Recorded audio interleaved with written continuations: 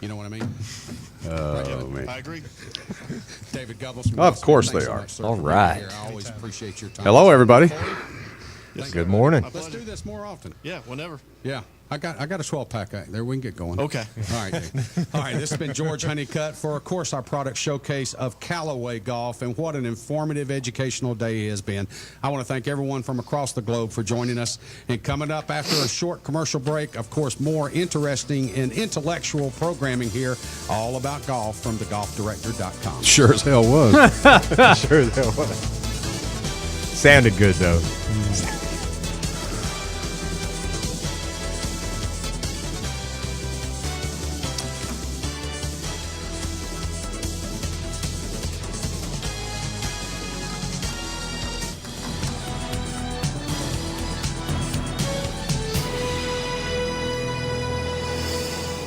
I would like to welcome everyone to the round table on TGD Radio and TV. First on the tee is the senior TGD guest analyst, the head golf pro at Crow Creek Golf Club, the man that gives John Daly fashion advice. Please welcome to the tee, Jimmy Biggs. Good-looking man. Very pretty.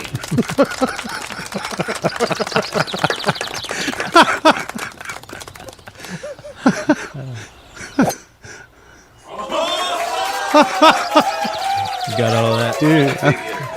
Big hair, long. Now on the tee, they call him the Godfather, with a voice that can make a Wolverine purr, a god walking amongst mere mortals, the man that spends more time on his hair than on the golf course.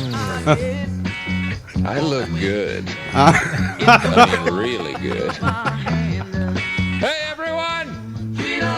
Come and see how good I The pride of Coweta County, Georgia. Ladies and gentlemen, please welcome to the tee, George Honeycutt. Act like you're not impressed.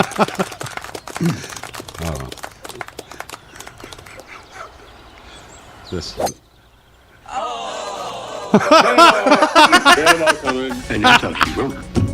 Cannonball. Cannonball.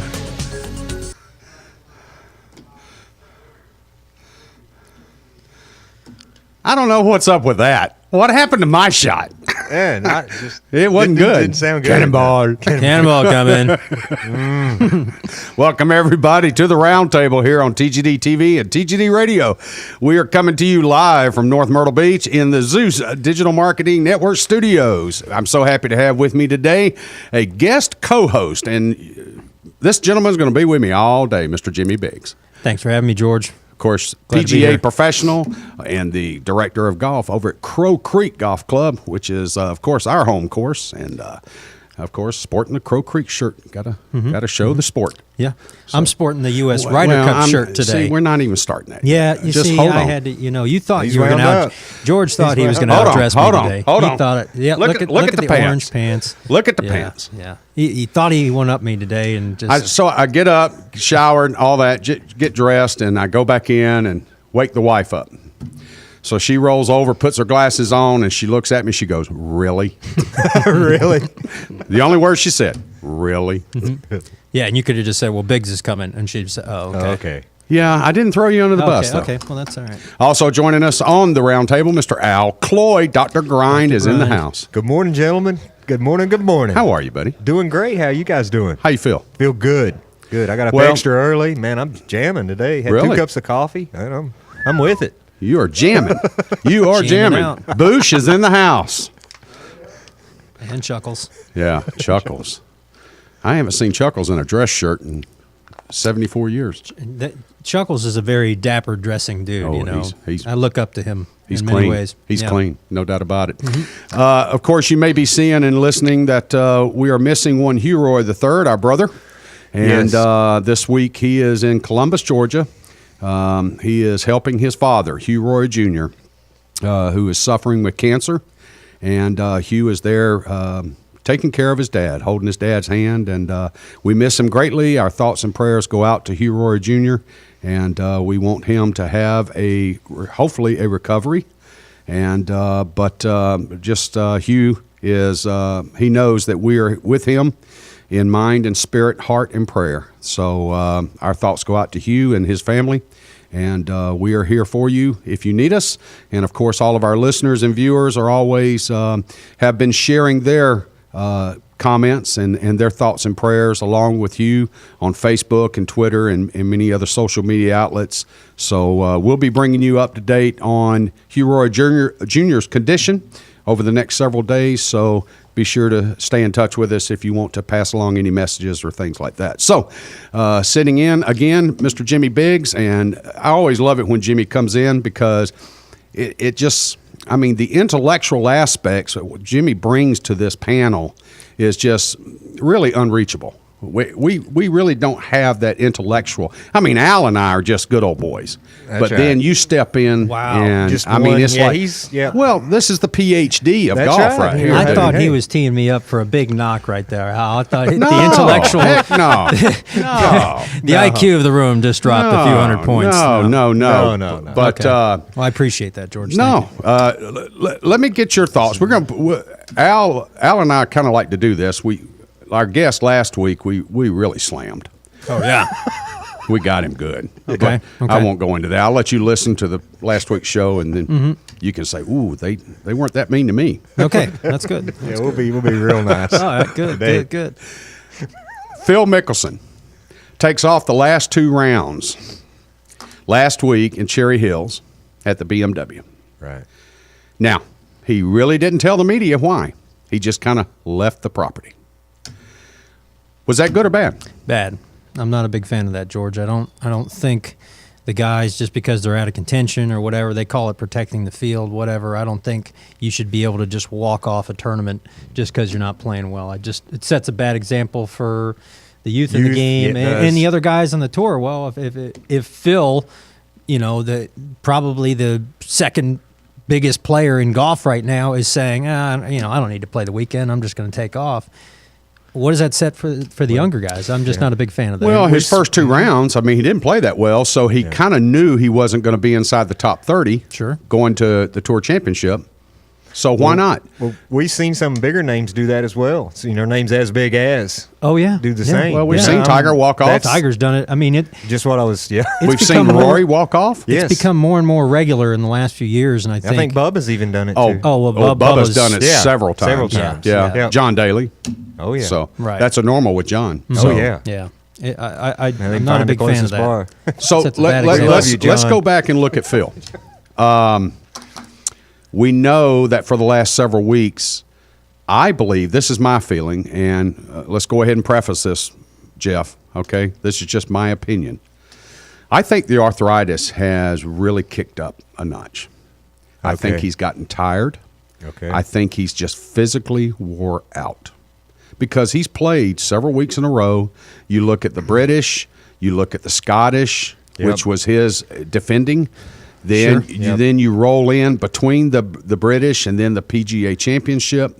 Yep. And the traveling, he likewise wanted to be in the Tour Championship, so he wanted to make the FedEx Cup playoff. Exactly. So he really played his way into that consideration. He wanted to secure a spot on the Ryder Cup. Right. So he played well enough to get a secured. He didn't want to be a captain's pick. Right. Okay? I believe he just played himself into exhaustion. Yep. I think he lost his feel personally. Just from watching him, how much lead tape he had on his putter. Oh my goodness. I think that his hands with the arthritis, got to him. And that's why one of the reasons why he put so much lead on his putter. Well, our viewers and listeners, if you don't know, Phil suffers from psoriatic arthritis, and it is for him a somewhat daily physical activity limiter. This is something he deals with daily. Yes. The pain is with him daily. It affects his sleep. And travel as much as he does on the medications, the approved medications that he's on. I mean, after a point in time, if you play, and then when he's not playing, he's got the family, he's got the media, he's got his corporate sponsors' responsibilities. Yep. I mean, the guy's His schedule plate's is full. 20 hours. Yeah, his plate's full and So, then some. yeah. Yep. So, I tell you what, let's just set this aside. I want to come back to it, but we'll talk about that a little bit. Okay. We have a caller that came in on our direct line here to the studios, and I think it's our own brother, Hugh Roy III. Hugh, are you with us?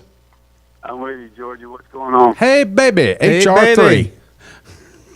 You got Frat Daddy with you? Oh, man, you should see him. Hugh, Hugh. you'd be proud, buddy. Hugh, I know, had pants. Oh, my God, I said, I'm going to get Jimmy today. I got pants. I told you about them. Yeah. And I wore them today. Bethany says, really, when I went to walk out of the house. And then he comes in the official Ryder Cup Sunday uniform. He's already got it on his back. Is that just? Yeah. I mean, how do you keep up with that, Hugh? You can't. There's nobody in Myrtle Beach or in the state of South Carolina, maybe in the United States, can keep up dressing with Jimmy Biggs. No. I'm just going to tell you that. No. Well, Hugh, Tom called me and asked me if it was okay, and I just said, just send it to me, and I'll make sure it's fine, and we'll sport it. So everything's good. Unbelievable. Yeah. Oh, Nice. he's got the Hugh. He's got the patch. He's got the RLX polo. He's got the belt, the slacks, the shoes. Oh my God! I'm sitting here going, "Holy crap!" I mean, I had a little bit of a bubble built up before this morning, thinking, "Okay, Jimmy's really gonna like these pants." Yeah. I might as well just ripped them off like they had the Velcro outside and just came in butt naked. But then Thank God he didn't do then that. I remembered. I like the pants. Yeah, but then I remembered Al was coming, so I didn't want to get butt naked. He's from Tennessee, so I didn't want to do Yeah, that. So that wouldn't go over very good. That wouldn't go over very good. HR, we opened the show by letting everybody know, of course, that you're away from town for and the reason why. Please give us an update on Junior and how he's doing. Hey, Georgie, it's right now. It's just making him comfortable. It's tumors in his lungs and on his ribs, and it's in his bones, lymph nodes. There's nothing that can be done. They're just trying to make him comfortable. You know, it's really one of the hardest things I've ever dealt with in my life, and if you knew how hard it was for me not to start crying at the moment, but Yep.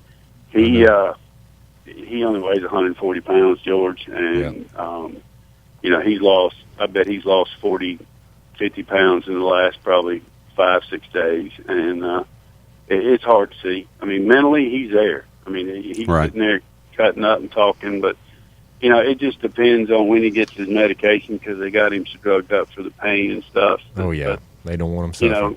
just people coming to see him, and I did a Facebook thing, 2 of them for him, and this latest one, I thanked everybody last night about it for all their prayers and their thoughts and their comments, and there's 200 and something people that have liked it, and there's 160 something comments to him, from people I hadn't talked to in probably 25 years, and Yes, sir. it's just amazing, the outpour of compassion and concern, and it means the world to me.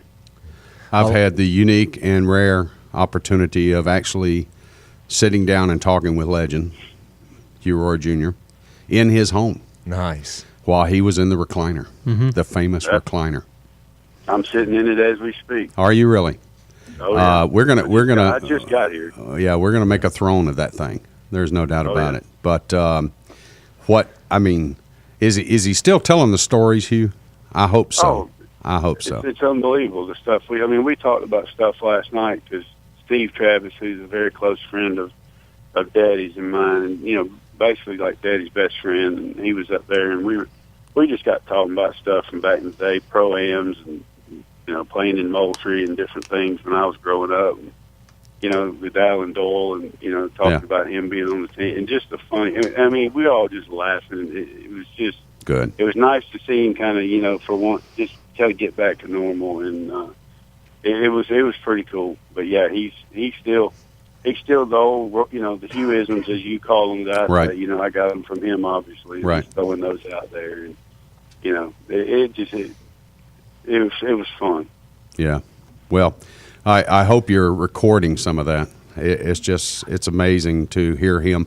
I was sitting there for hours with him, and we were just due to go pick up a golf cart. I mean, that's what we were sent there to do, and Yeah.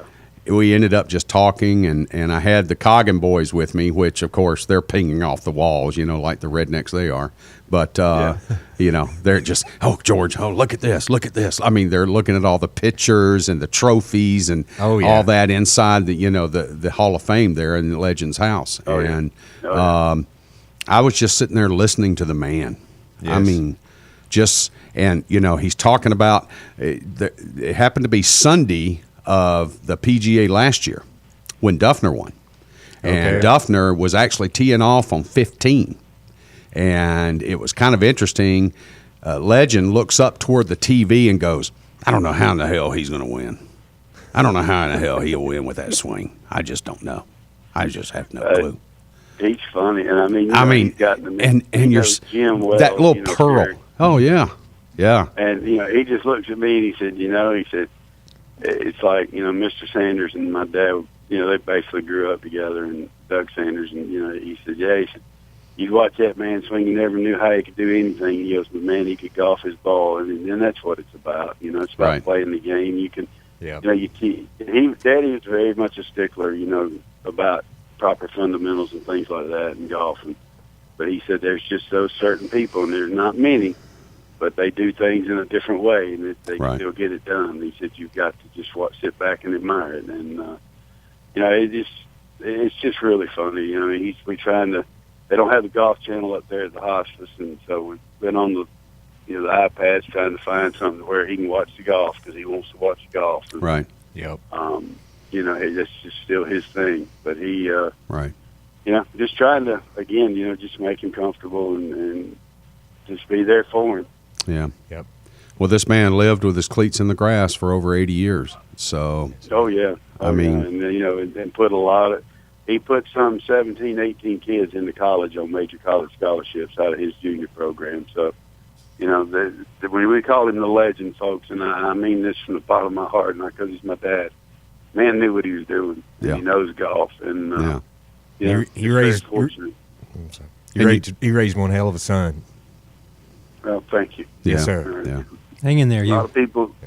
of people have said that to me, and it's Mr. DeWitt Weaver called, and we've got Damon Green sent me a text, caddies for Zach, and just all the friends of mine that I played the tour with, it's doing the same thing, just sending messages on Facebook, about Daddy, and prayers, and this. It's just amazing the outpouring of compassion and caring, and how he affected people, and how he taught me to be able to affect people and talk to people and stuff. And Right. you just don't find people like that very often. And No, sir. not because he's my daddy, it's just the way he did things. And it's just Well, your it's a dad's, hard time. yeah. Your dad's very much a legend, and we refer to him as legend, but he is a pioneer in the game of golf. He, like I said, every Hall of Fame in this state. Yeah. And for what he did, and Yep. it wasn't just, he's in the Columbus State Hall of Fame, and he graduated from the University of Georgia, but he coached, he recruited, and did all the coaching for the golf team here at Columbus State University, and right. won 6 or 7 national championships, and probably had 7 or 8 individual champions. So it just, when we refer to him as a legend, it's the truth. I mean, the Yes, man sir. is just one of those gifted people, and he's going to be missed, and it's going to be a hard time. Yeah. Yes, sir. HR3, will you pass along our love and our prayers to Legend? I Let will him do know. that, buddy. I'll be back up there here shortly. I came home to shower and head back up there, but gather your I will thoughts a little definitely bit. tell him, and he will. I'm sure he'll have me call you back and give you his response, because it's going to be some smart ass remark. I only hope it is. I only hope Yep. it is. And, like I said, that brief hour and a half, 2 hours that we were at the house was probably a couple of the better 2 hours of my lifetime. So tell him thank you, and I love him. I will do that. All right. And, y'all have a good one. I just wanted to call in briefly when I had a chance. Thanks, dude. Jeff was laughing. I said, "Put me on with that idiot you got on that radio in there." And I wasn't talking about you, Jimmy. So That's me. Al, he was talking bad about you, dude. You can't beat it. Oh, Man. I like idiot. Hey, Hugh, run up to the Yeah. corner, dude. Get you some scattered, smothered, and covered. All right? well, my sister actually went up there and got him a waffle this morning. So Good deal. His patty sausage. So he was happy. Good deal. Good All right, deal. we love you, brother. I love y'all. Y'all take care. Love you. And I will see you. Minata. We'll see you soon. All right, that's HR3, of course, calling us in from Columbus, Georgia, and we thank so much for HR taking the time to do that. And of course, Thank you very much. He's helping his dad through this very trying time. For Legend and the whole entire family. Our thoughts and prayers go with everybody. Let's go back real quick. Mickelson, again, he's taken the Tour Championship off. He's not playing this week. He didn't qualify for the top 30. There are only 29 players in the Tour Championship. We'll go into more into that in Pro Golf Talk. But, again, does he recharge and get back for the Ryder Cup? I mean, as far as we bounce know, back, and he Yeah. can bounce back quick. I've witnessed him shoot some extraordinarily high rounds, and then come back the next weekend just totally on fire, like two different people. Yeah. So he has the ability to do that. But physically, will he be able to? Yeah. That's a good point, Al. I've seen him back when they played the old Bell South at Sugarloaf. He'd miss the cut and then come back and win Augusta. So Yeah, that's you know, right. Yeah. It's like okay, it's okay. Two different things. I think his Yes, sir. mentality in leaving Cherry Hills was simply that. Look, I'm already in Denver. I'm this close to home. I'm literally 2-hour flight where normally it would be 4. Right. I'm 2-hour flight from San Diego. I'll just go ahead and pop home. He probably just went to Bones and said, "Look, I'm sick. Yep. I'm tired. I got Yep. nothing. I left in the got tank. nothing in the tank." Exactly, Jimmy. Yep. Exactly. Running on empty. And, then the media took it, and, Mickelson pulls out and doesn't give us a reason and all this. You know what? Screw the media. If that's, I believe that's what it really is. Oh yeah, And, I believe it. and then in his mind, he goes, you know what? Yeah, I show up to, let's say I did make the top 30 and show up to the Tour Championship. I'm not going to have the guns to probably win it. And I'm far enough back in points that I'm not going to probably win it, even though in theory, if he gets 2,500 for win, he could have jumped up there. But in a long shot aspect, he goes, I don't really need that 300,000 I'll probably walk away with there. He Right. goes, I would much rather get physically, emotionally recharged and be ready for the Ryder Cup. Right. Yep. Would y'all agree? I mean, it's is been that a long year? So it's so far. It has been a long year. Yep. He's played a lot. He's played a lot. So And he's not a spring chicken anymore, guys. No. And we'll get into that with the Ryder Cup Absolutely. discussion. So, one last thing I want to mention, of course, if you haven't seen the postings of it this morning, Sir Nick Faldo has received the 2014 Payne Stewart Award. So, he has been announced as the winner of the now famous Payne Stewart Award. And this is basically identifying the greatest giving ambassador in the game of golf. And that's a quick wrap on it, ain't it? Yeah, pretty much. Yeah, Yeah. And your demeanor and your dress and how you present yourself in the golf world and growing the game. Interaction, Yeah. your give back to the game, Professionalism. your charity contributions, things of that sort. So, and of course, named after Payne Stewart. We just recently, late last week, we saw another episode with another single engine aircraft where it decompressed, had a problem at altitude, and the pilot and then the two occupants ended up passing away, and then the plane flew until it ran out of fuel. Same thing that happened with Payne. Yes. So, it's just a shame those things mechanically happen with flight. But again, just seeing that occur, watching it on the news again, boy, we were getting the flashbacks. Yep. Oh, no doubt. Brought We back really some were memories. getting, yeah.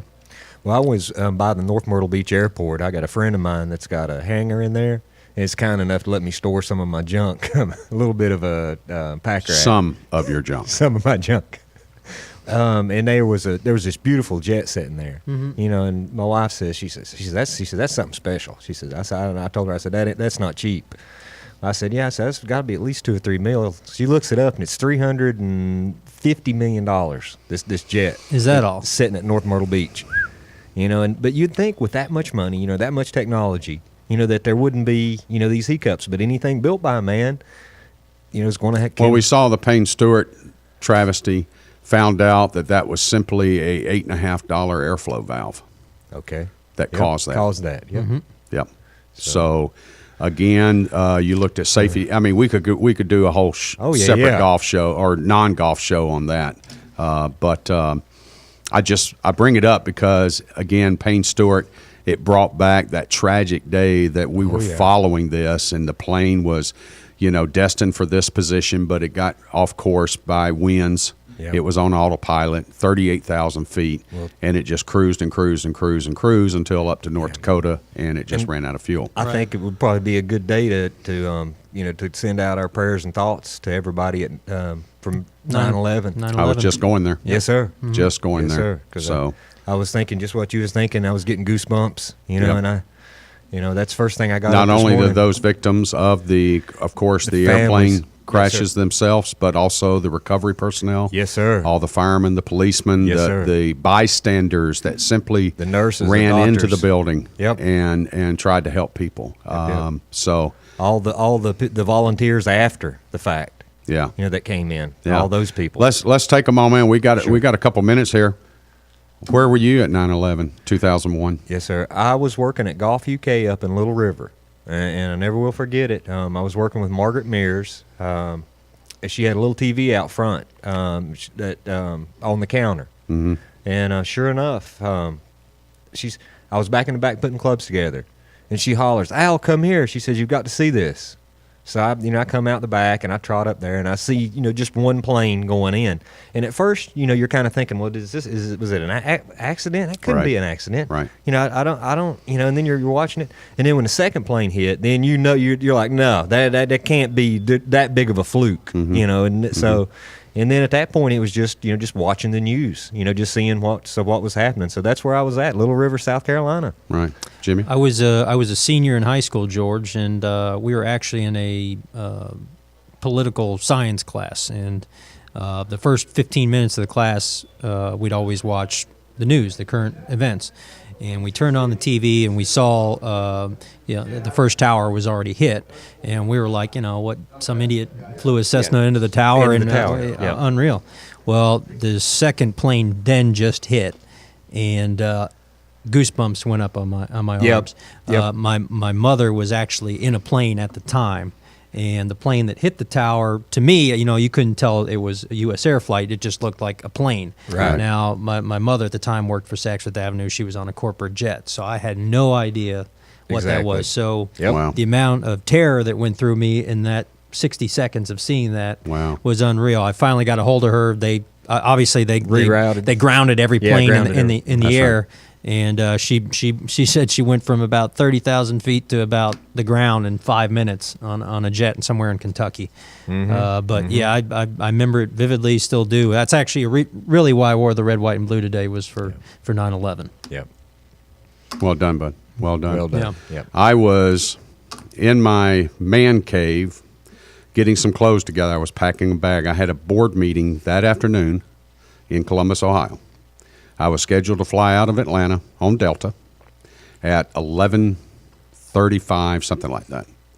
And I'm sitting there, I'm folding clothes, ironing, and all of a sudden I look up and they were just replaying the first plane hit from the video that they got from the other building.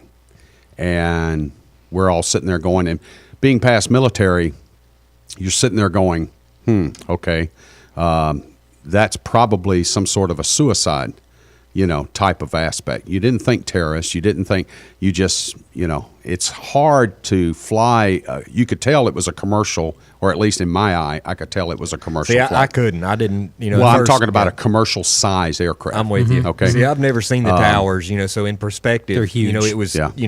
I just didn't know. Well, you could tell there was no smoke behind the plane. It was jet propelled. Right. And then you could tell that the wingspan, it was a commercial type. So got you. my question is did the pilot die? Was this a suicide? What, and I'm sitting there horrified for Disgruntled those employee. for those 230 that were on board, if that was the size, if that many people were on board. So I'm sitting there, and all of a sudden, my daughter, who was at home at the time, and she comes downstairs and she goes, "What's wrong, Dad?" And I said, "Well, there's something happened at the Trade Center in New York." And she goes, "What happened?" And I said, "An airplane hit the building." And she goes, "Oh," she goes, "Is that going to affect your flight? Are they canceling your flight?" Right. And you're flying too much and you're traveling too much when your own daughter, 6-year-old, knows that you probably ought to call the airport. Right. Yeah. Yes, sir. Yeah. Yes, sir. Lo and behold, it was just literally several minutes later, number 2 hits, and then several minutes after that, the Pentagon gets hit. And then they're still trying to find the one that goes down in Pennsylvania. Yep.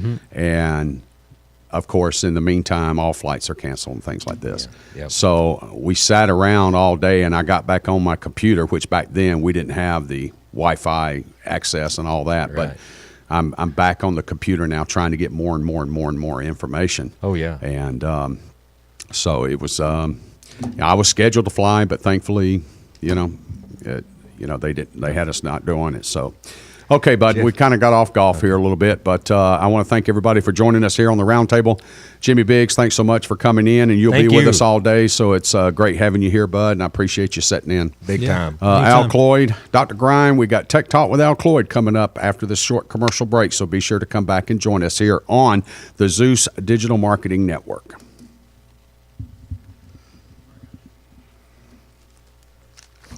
I think that was real good.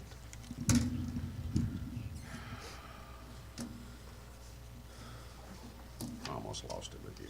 Yeah. Yep. That was so funny. Legend sitting there. Billy. Watching Duffner. He was so funny. He's going, how the hell does he think he's going to do anything by doing this crap here? He goes, I remember when Hogan used to do that crap, and we'd sit there and go, Ben, what the hell are you doing? said, you just want to break them off? I'll take care of that. I'll snap them. So I'm sitting here going, wow. He's showing me pictures. Here's him and Gene Sarazen in Bermuda shorts, no shirts, and they've got these PBRs, and they're in half lounge chairs sometime in 1951, 52, and they're outside of the golf course clubhouse. They're butt naked. I mean, they got Bermuda shorts. That's it. Yeah. And they're drinking beer. And I said, what tournament was this? He goes, oh, hell, I don't know. It was a U.S. Open or something. He said, but back then, when you finished playing golf, you had nowhere else to go. So he said there was probably